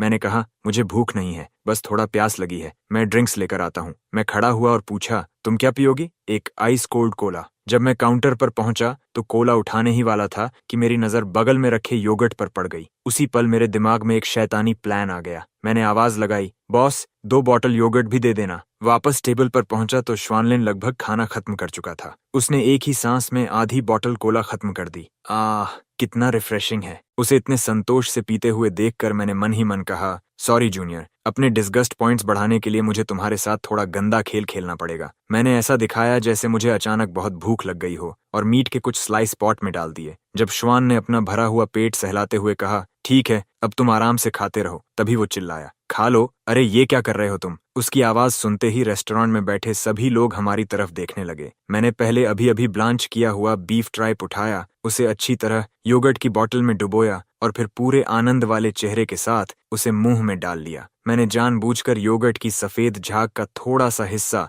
अपने होंठ के कोने पर भी लगा रहने दिया। मैं बड़े आराम से चबाने लगा, जैसे सब बिल्कुल सामान्य हो। क्या हुआ? मैं तो बस बीफ ट्राइप खा रहा हूँ। श्वान की आंखें हैरानी से पूरी फैल गईं। तुम बीफ ट्राइप किस में डुबोकर खा रहे हो? योगर्ट में? मैंने पूरे आत्मविश्वास के साथ जवाब दिया। सिचुअन के एक दोस्त ने मुझे बताया था कि इसे खाने का सबसे ऑथेंटिक तरीका यही है। वो झटके से आगे बढ़ा और मेरे हाथ से योगर्ट छीन लिया। मुझे घृणा से देखते हुए बोला, क्या तुम्हारा सिर कहीं दरवाजे में फंस गया था? हे भगवान, ये तुम क्या कर रहे हो? क्या तुम सच में इतने बेवकूफ हो? मैंने फैसला किया कि मैं उसकी बात पूरी तरह इग्नोर कर दूंगा। मैंने एक और टुकड़ा उठा लिया। मैं बड़े मजे लेकर उसे चबाने लगा। अगले ही सेकंड मेरी अगली हरकत देखकर वो फिर चीख उठा, अब ये क्या कर रहे हो तुम? मैंने डक ब्लड का एक टुकड़ा उठाया और बिल्कुल मासूम चेहरा बनाकर कहा, बस डक ब्लड खा रहा हूँ, इसमें क्या दिक्कत है? तुम डक ब्लड को माइल्ड ब्रॉथ में डाल रहे हो, डक ब्लड तो स्पाइसी रेड ब्रॉथ में डाला जाता है। वो घबराकर इधर उधर हाथ चलाने लगा। उसने स्ट्रेनर से डक ब्लड निकालकर उसे स्पाइसी रेड ब्रॉथ में डाल दिया। मैंने उसकी तरफ पलकें झपकाईं, लेकिन मुझे स्पाइसी खाना खाने से डर लगता है। उसने अपनी भौहें इतनी जोर से सिकोड़ लीं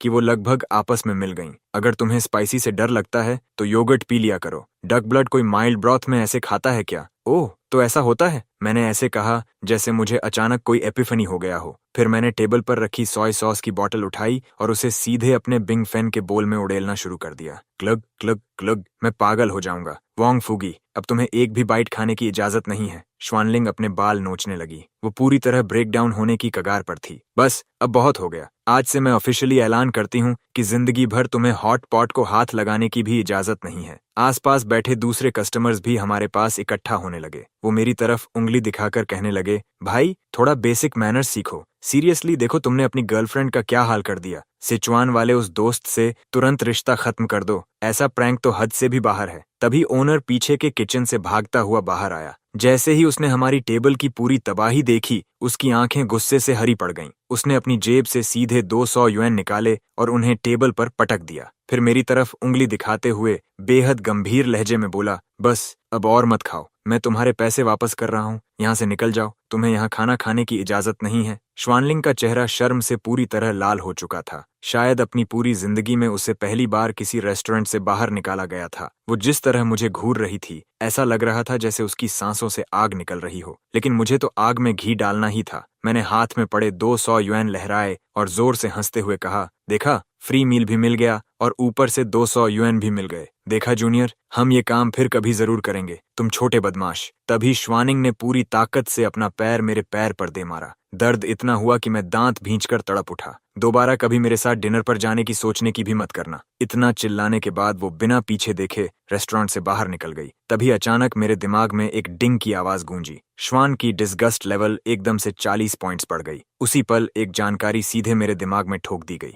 university town, Regency apartment unit 1। मैं खुशी से झूम उठा। भले ही मेरा बिहेवियर थोड़ा बेशर्म था, लेकिन रिवॉर्ड सच में बहुत शानदार था। अरे जूनियर जूनियर रुको, मुझे माफ कर दो। मैं लंगड़ाते हुए जितनी तेजी से हो सकता था उसके पीछे भागा। काफी मशक्कत के बाद आखिरकार मैं गुस्से से भरी वॉनलिंग को उसके स्कूल वापस छोड़ने में कामयाब हो गया। फिर मैं तुरंत मुड़ा और अपने दिमाग में मिले एड्रेस के अनुसार उस अपार्टमेंट की तरफ चल पड़ा जो मुझे रिवॉर्ड में मिला था। इसी दौरान यूनिवर्सिटी टाउन के लग्जरी कॉम्प्लेक्स में जांग शाओयू चुपके चुपके मेरे पीछे चल रही थी। उसके चेहरे पर शक साफ दिखाई दे रहा था। ये आदमी, आधी रात हो गई है, ये डॉर्म वापस क्यों नहीं जा रहा? ये हाई एंड कॉम्प्लेक्स में क्या करने जा रहा है? जरूर कुछ गड़बड़ है। बस देखते जाओ, डिटेक्टिव स्टाइल। आज मैं तुम्हारा असली चेहरा सबके सामने लाकर रहूंगी। जाहिर है मुझे बिल्कुल भी अंदाजा नहीं था कि मेरे पीछे एक छोटी सी टेल लगी हुई है। दिमाग में मिली इंस्ट्रक्शंस के मुताबिक मैंने मेल बॉक्स से की निकाली और अपार्टमेंट का डोर खोल दिया। जैसे ही मैं अंदर दाखिल हुआ, ऊंची सीलिंग वाला लिविंग रूम और विशाल फ्लोर टू सीलिंग विंडोज देखकर मैं पूरी तरह दंग रह गया।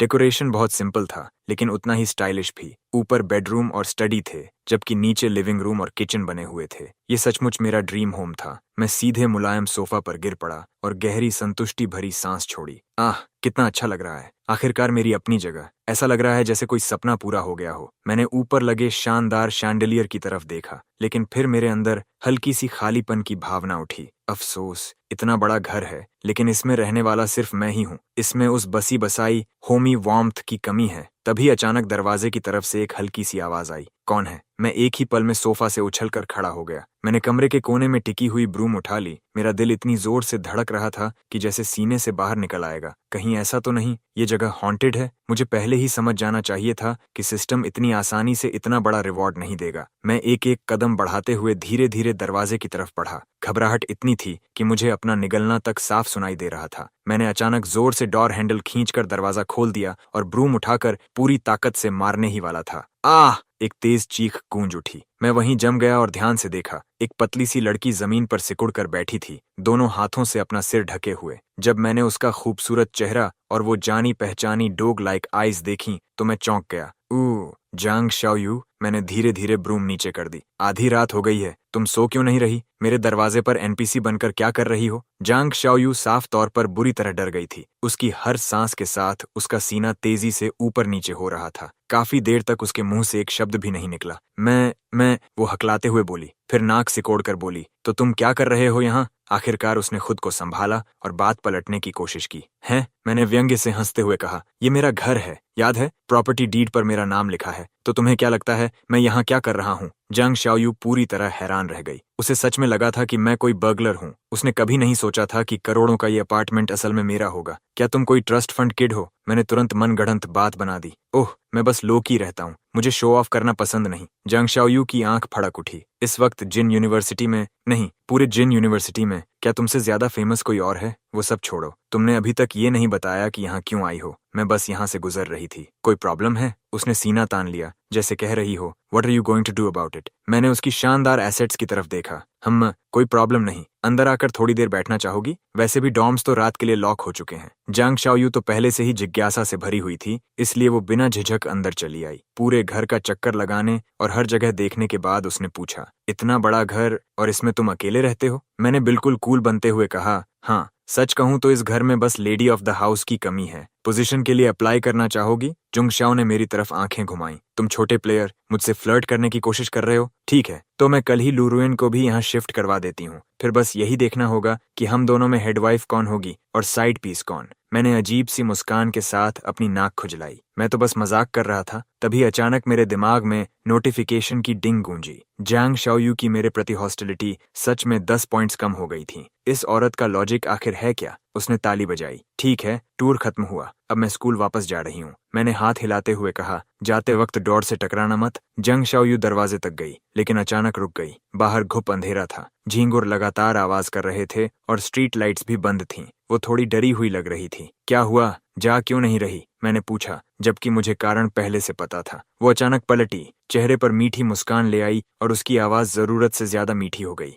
हे ब्रदर फूगी, बाहर कितना अंधेरा है। क्या तुम सच में इतनी खूबसूरत लेडी को अकेले अंधेरे में घर जाने दोगे? अगर मुझे कोई बैड गाय मिल गया तो? उसने अपनी मोहक लुभावनी आंखें भी झपकाईं। कोई भी दूसरा आदमी अब तक अपना होश खो चुका होता। अफसोस, सामने वाला पत्थर दिल वाला इंसान था। यहाँ से स्कूल ज्यादा दूर नहीं है, दौड़कर 10 मिनट से भी कम लगेंगे। पूरी रोड पर सर्वेलेंस कैमरास लगे हुए हैं, बिल्कुल सेफ है। इतना कहकर मैंने सिर झुका लिया और अपने फोन में बिजी हो गया, जैसे मुझे उससे कोई मतलब ही न हो। जब जांग शाओयू ने देखा कि मैं किसी भी हालत में मानने वाला नहीं हूं, तो उसने दांत भींच ली। वो इतनी गुस्से में थी कि दरवाजा पटक कर चली जाना चाहती थी, लेकिन अंधेरे में अकेले जाने की हिम्मत भी नहीं जुटा पा रही थी। वोंग फुई, मैं तुमसे एक डील करती हूँ, उसने ऊंची आवाज में कहा। उसके लहजे में साफ जिद थी। कैसी डील? तुम मुझे स्कूल तक छोड़ाओ और मैं लू रुइन को पटाने में तुम्हारी मदद करूंगी। उसने गर्व से अपनी ठोड़ी ऊपर उठा ली, जैसे उसे पूरा यकीन हो कि उसने मुझे पूरी तरह समझ लिया है। इंटरेस्टेड नहीं हूं, मैंने बिना सिर उठाए जवाब दिया। जंग शाओयू पूरी तरह स्तब्ध रह गई। उसे अपने कानों पर यकीन नहीं हुआ। क्या तुम्हें ल्यू रुआन पसंद नहीं है? मेरी मदद से तुम्हारा अगला कन्फेशन 100% सक्सेसफुल होगा। मैंने सिर उठाकर धीरे से कहा। तो क्या हुआ? अगर मुझे उसे पाने के लिए तुम्हारी ट्रिक्स का सहारा लेना पड़े तो वो सच्चा प्यार नहीं होगा। मुझे तो उसे अपनी जेन्युइन सिंसेरिटी से जीतना है। लेकिन मेरे मन में असली ख्याल कुछ और ही चल रहा था। अगर तुमने मेरी मदद कर दी और मैं सच में सक्सेसफुल हो गया तो फिर मैं डिस्गस्ट पॉइंट्स फार्म कैसे करूंगा? मैं सिस्टम से रिवॉर्ड्स कैसे निकालूं? मैंने देखा कि जांग शाओयू मेरी बात सुनकर वहीं पूरी तरह स्टंड होकर खड़ी थी, तो मैंने अचानक अपना टोन बदल दिया। चेहरे पर शरारती और टीजिंग स्माइल लाकर मैंने कहा, ऐसा तो नहीं कि ब्यूटीफुल, तुम्हें रात में अकेले चलने से डर लगता है? मैंने कभी सोचा भी नहीं था हमारी स्कूल की कैंपस गॉडेस इतनी डरपोक निकलेगी। अंधेरे से कौन डरता है? कौन डर रहा है? उसका चेहरा एक पल में लाल हो गया। उसने दरवाजा झटके से खोला और तेजी से बाहर भाग गई। इस दुनिया में ऐसी एक भी चीज नहीं जिससे यह यंग लेडी डरती हो। मैं उसकी परछाई को अंधेरे में गायब होते हुए देखता रहा। मैंने कुछ मिनट इंतजार किया, फिर आराम से उसके पीछे चल पड़ा। अपार्टमेंट कॉम्प्लेक्स से मैं अभी ज्यादा दूर भी नहीं गया था कि मैंने जांग शाओयू को एक स्ट्रीट लाइट के नीचे अकेले बैठे देखा।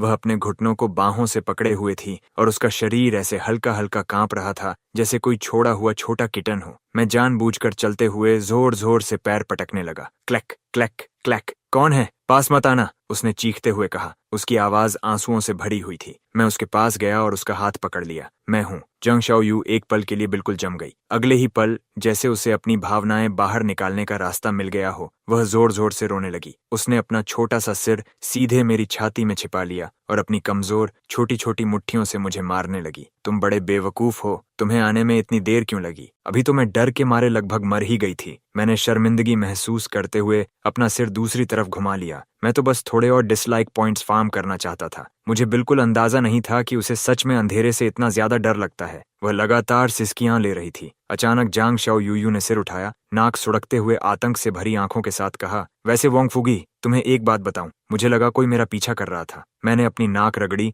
और मन ही मन सोचा, अरे कोई तुम्हारा पीछा कर रहा था तो सही, वह मैं ही था, है ना? लेकिन मैंने बस हंसकर बात टाल दी। देखा, इसलिए लड़कियों को रात में कभी भी अकेले घर नहीं जाना चाहिए। किसी स्टॉकर से टकराना बहुत आसान होता है। पिछली बार तो मैं एक का पीछा करते करते उसे खो भी बैठा था। जांग शाओयू ने मेरे हाथ पर मुक्का मारा। मैं मजाक नहीं कर रही हूँ। जो आदमी मेरा पीछा कर रहा था उसने तो मेरी टांग भी छुई थी। मेरा चेहरा तुरंत गंभीर हो गया। क्या तुम पक्के तौर पर कह रही हो? ये कब हुआ? मुझे वह दिखाई क्यों नहीं दिया? अभी, लगभग 10 मिनट पहले। तुम्हें नहीं दिखा तो इसमें क्या अजीब है? तुम पूरे समय मेरे बिल्कुल पीछे थोड़ी चल रहे थे। जांग शाओयू ने मेरे रिएक्शन को घूर कर देखा। माहौल अचानक अजीब हो गया। तो तुम कह रहे हो कि तुम पूरे समय मेरा पीछा करते हुए मुझे देख रहे थे? मैंने तुरंत सिर उठाकर स्ट्रीट लैंप की तरफ देखा। आज चांद कितना सुंदर है ना? कितना बड़ा और चमकीला। जांग शाओ का गुस्सा तुरंत फूट पड़ा। उसने मुझे घूर कर देखा। वह पूरी तरह आग बबूला हो चुकी थी। उसने देखा था कि मैं कितना डरी हुई थी। उसने देखा था कि मैं रोने वाली थी। वह बस कुछ ही कदम पीछे था। अगर वह थोड़ा तेज चलता तो आसानी से मेरे पास पहुंच सकता था।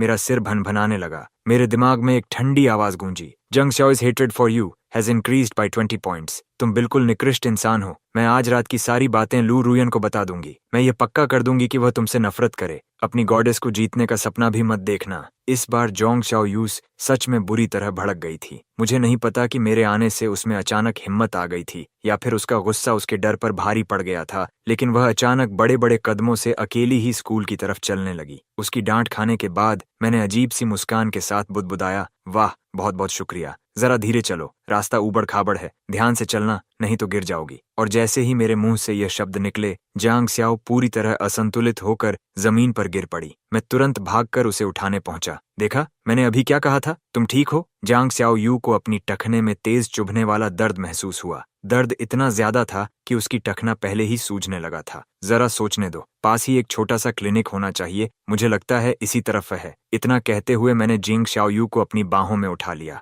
उसका वजन मुश्किल से 45 केजी था और मेरी फिजिकल स्ट्रेंथ अभी अभी बढ़ी थी, इसलिए उसे उठाना मेरे लिए बिल्कुल भी मुश्किल नहीं था। मैं तो उसे उठाकर आराम से हल्की जॉगिंग भी कर सकता था। जब हम उस छोटे क्लिनिक पहुंचे तो डॉक्टर ने उसका जल्दी से चेकअप किया। कोई गंभीर बात नहीं है, बस एंकल स्प्रेन है। मैं कुछ मेडिकेटेड ऑयल और एंटी इन्फ्लेमेटरी पिल्स लिख देता हूँ, तुम इसकी दवा लगा देना, कुछ दिन आराम करेगा तो ठीक हो जाएगा। डॉक्टर दवा लेने के लिए मुड़ा और बोला। जंग शॉयस की चार्मिंग ड्रीमी आईज इस समय गुस्से से मुझे घूर रही थीं, लेकिन क्योंकि उसकी आंखें इतनी खूबसूरत थीं, उसका घूरना भी ऐसा लग रहा था जैसे वह मुझसे फ्लर्ट करने की कोशिश कर रहा हो। मुझे ऐसे मत घूरो, मैंने धीरे से बड़बड़ाया। मुझे क्या पता था कि तुम अंधेरे से इतने डरपोक हो। जंग शाओयू ने व्यंग्य से हंसते हुए सचमुच नाराज होकर कहा, ओह, तो अब इसमें भी मेरी ही गलती है ना? क्या इसके लिए भी मुझे तुम्हारा धन्यवाद करना चाहिए? Your welcome. डॉक्टर दवा लेकर वापस आया। मैंने मेडिकेटेड ऑयल उठाया, कॉटन स्वॉब पर थोड़ा लगाया और उसके एंकल की तरफ हाथ बढ़ाया। मुझे मत छुओ, जांग शाओ यूयू ने अपना पैर पीछे खींच लिया,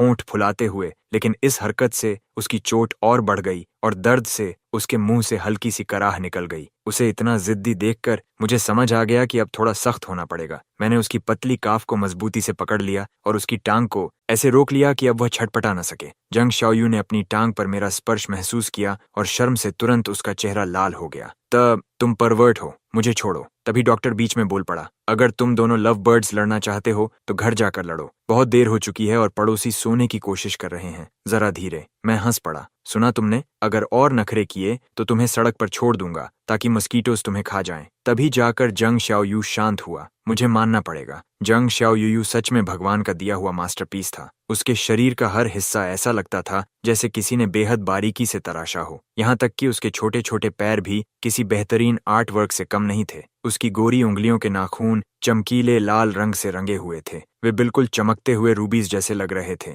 उन्हें देखते देखते मैं कुछ देर के लिए खो गया। क्या तुम्हारा खेल खत्म हो गया? जांग शाओयू के अचानक हिलने पर मुझे एहसास हुआ कि जाने अनजाने मैं काफी देर से उस आर्ट वर्क जैसी चीज से खेलता और उसे छूता जा रहा था। अब कैसा लग रहा है? पहले जितना दर्द तो नहीं है ना? जांग शाओ ने सिर घुमाकर मुझे ध्यान से देखा। उसके कानों के सिरे पहले ही गहरे लाल हो चुके थे। मैंने अपना फोन देखा। समय था 12:19। अभी भी समय था। अगर मैं अभी वापस निकलूं, 12:28 से पहले पहुंच जाऊं और डॉर्म सुपरवाइजर से दिल से माफी मांग लूं, तो शायद मैं अभी भी डॉर्म के अंदर वापस जा सकता हूं। जांग शाओ ने हल्का सा सिर हिलाया। वह उठी और बेड से नीचे उतरने लगी, लेकिन जैसे ही वह खड़ी हुई, दर्द की एक तेज लहर से उसका शरीर लड़खड़ा गया। ये देखकर मैं उसके पास गया, झुककर बैठा और कहा, पीठ पर बैठ जाओ। जिंग शाओयू ने मेरी चौड़ी पीठ की तरफ देखा और हल्का सा शर्मा गई। मुझे सच में उठाकर ले जाने की जरूरत नहीं है। अब मेरे पास उसे मीठी बातें करके मनाने का समय नहीं था। मैंने सीधे हाथ बढ़ाया, उसे पकड़कर उसकी गोरी पतली बाहें अपनी गर्दन के चारों ओर डाल दी।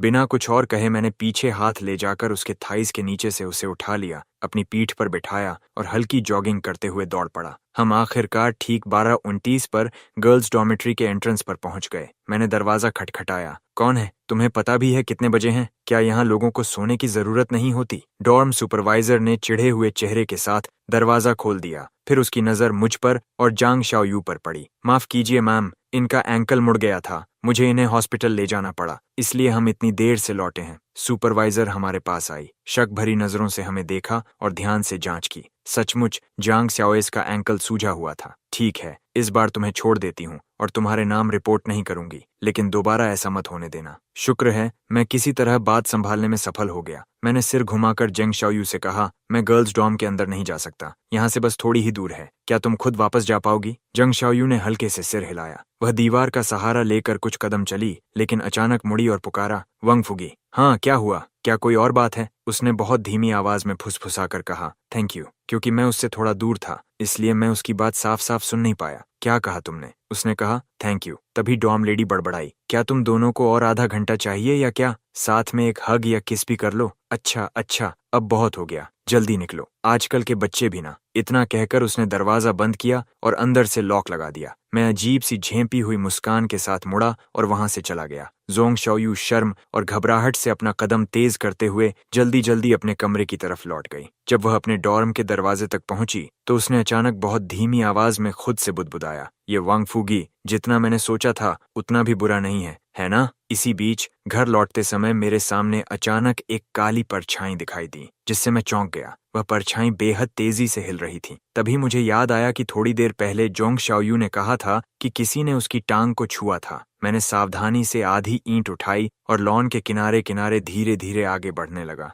म्याओ, वह बस चमकती आंखों वाली एक काली बिल्ली थी। बिल्ली ने मुझे आते देखा तो वह बिल्कुल भी नहीं डरी, उल्टा वह सीधे मेरी तरफ चलकर आने लगी। वह मेरे पैरों तक आई और अपनी देह मेरी पिंडली से रगड़ने लगी। तो तुम थे छोटे से दोस्त जिसने उस पागल लड़की की टांग को छुआ था, हाँ? तभी अचानक मेरे दिमाग में फिर वही आवाज गूंजी। उसने बताया कि जैंग शाओयूस का मेरे प्रति हेट्रेड वैल्यू अचानक 60 पॉइंट्स कम हो गया है। अब सिर्फ 25 पॉइंट्स बचे थे। घर लौटते हुए मैं पूरी तरह हैरान था। ये पागल लड़की आखिर सोच क्या रही है? लेकिन खैर, सिर्फ आज रात की इस पूरी उठापटक में ही मैंने 50 डिस्गस्ट पॉइंट्स कमा लिए थे। अगर मुझसे पूछो तो यह काफी बड़ा फायदा था। कोई अच्छा रिवॉर्ड मिला? डिंग! Host has accumulated 50 points of disgust. Congratulations, host. You've been awarded the Rainbow Great Wall Cannon series. 7 colorful Great Wall Cannon trucks in total. 7 different models, including the King Kong Cannon, the Black Bullet, the Off-Road Cannon, and the Locomotive Cannon. 7 vehicles in all. हे भगवान, ये तो कमाल है।